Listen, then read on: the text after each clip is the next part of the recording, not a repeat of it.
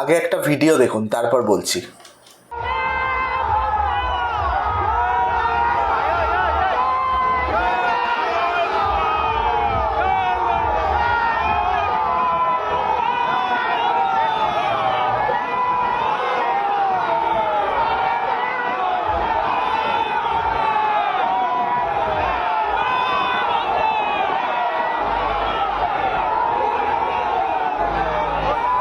শুভেন্দু অধিকারীর রিয়াকশনটা খেয়াল করুন,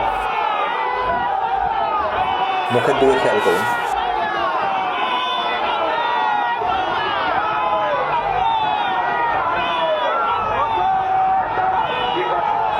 দেখছেন?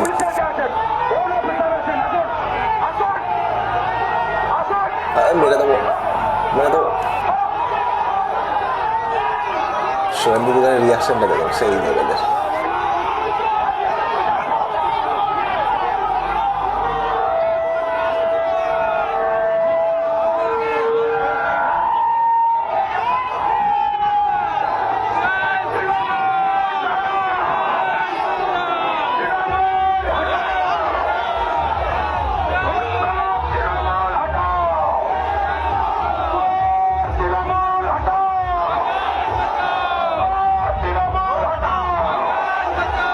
দেখলেন ভিডিও, কি বুঝলেন?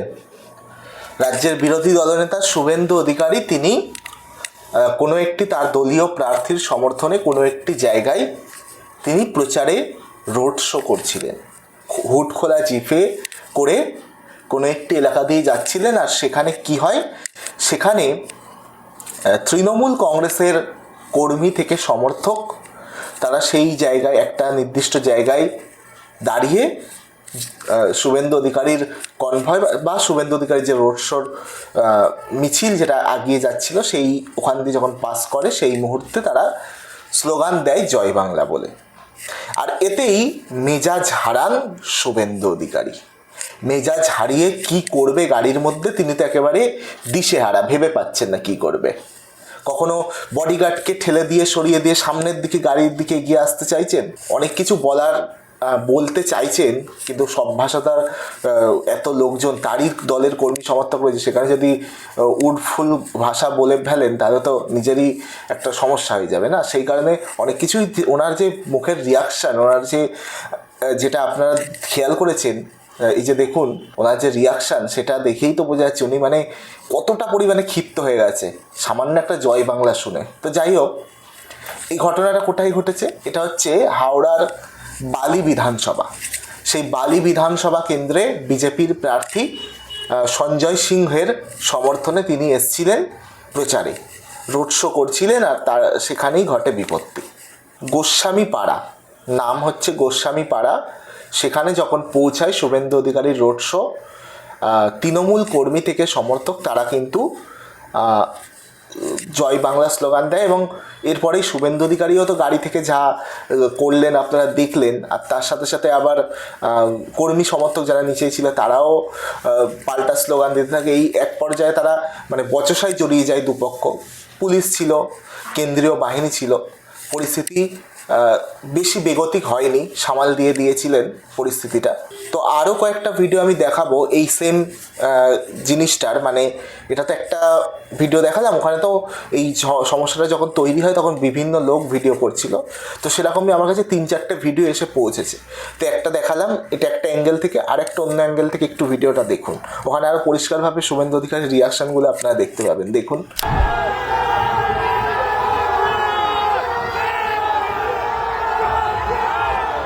সামনে থেকে ভিডিওটা নেওয়া। এই যে দুই পক্ষ বচসা জড়িয়ে পড়ে, পাল্টা স্লোগান, সেটা কিন্তু বোঝা যাচ্ছে এখানে।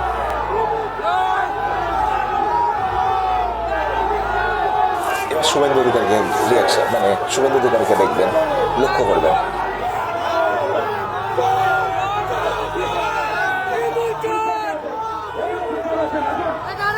রিয়াকশন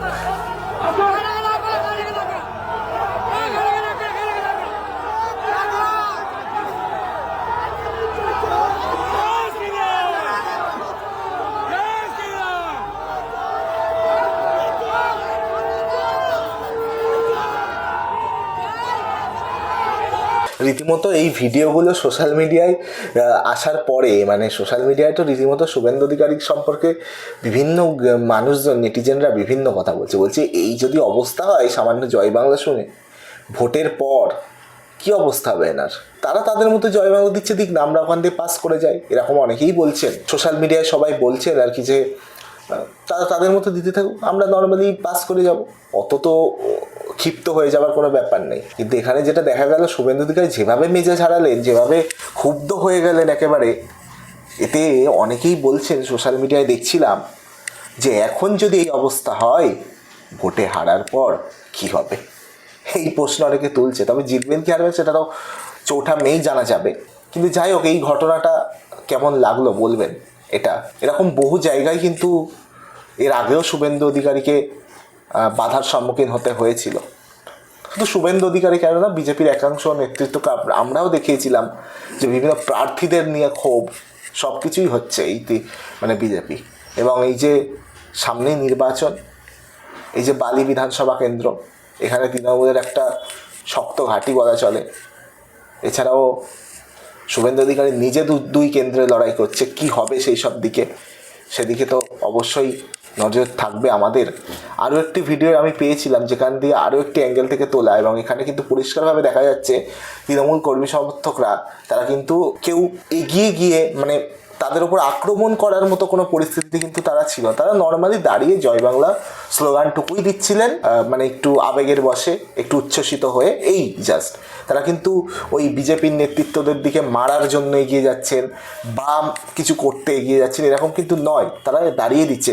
উল্টো বিজেপির যারা রয়েছে ওখান থেকে, যারা হেঁটে আসছে, তারা উল্টো পাল্টা দিতে দিতে তাদের দিকে এগিয়ে যাচ্ছে। তো সেখানে পুলিশ প্রশাসন মানে কেন্দ্রীয় বাহিনী তারা ছিলেন, পরিস্থিতি নিয়ন্ত্রণে আনেন, এবং তৃণমূলেরই যারা ওখানে ছিলেন তাদের মধ্যেই কয়েকজন, বিশেষ করে এই যে নেক্সট যে ভিডিওটি দেখাবো, সাদা জামা পরে একজন লোক রয়েছেন, শার্ট পরে, তিনি কিন্তু প্রত্যেককে থামিয়ে দিয়ে দূরে, মানে গলি রয়েছে সেখানে ভেতরে ঢুকিয়ে দেওয়ার চেষ্টা করছেন, এবং সবাই কিন্তু তার কথা শুনে এবং পুলিশের কথা শুনে তারা কিন্তু সরেও গেছেন।